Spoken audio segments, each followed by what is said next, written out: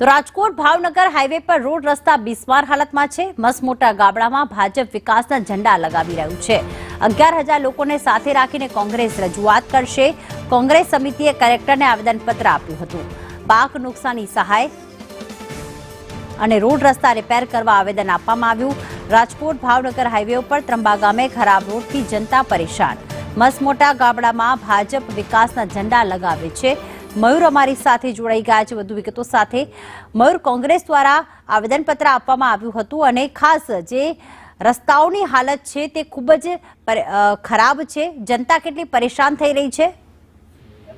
પ્રીતિ, ન માત્ર રાજકોટ શહેર પરંતુ ગ્રામ્ય વિસ્તારોની અંદર પણ રસ્તાની હાલત ખૂબ જ ખરાબ છે। ખાસ કરીને રાજકોટ ભાવનગર હાઈવે અને ત્રંબા અને જસદણ તરફ રસ્તો છે એ ખૂબ જ ખરાબ છે। વારંવાર અકસ્માતો થતા રહે છે અને તેને લઈને આજે આશ્ચર્યજનક કાર્યક્રમ રાખવામાં આવ્યો હતો।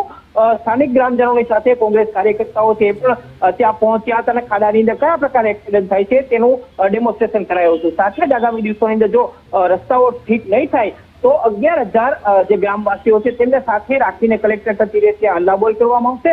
આવેદન આજે સ્થાનિક લોકોને પાઠવવામાં આવ્યું હતું અને ચીમકી આપી હતી કે જો તેમની માંગ સ્વીકારવામાં નહીં આવે તો મોટું આંદોલન કરવામાં આવશે।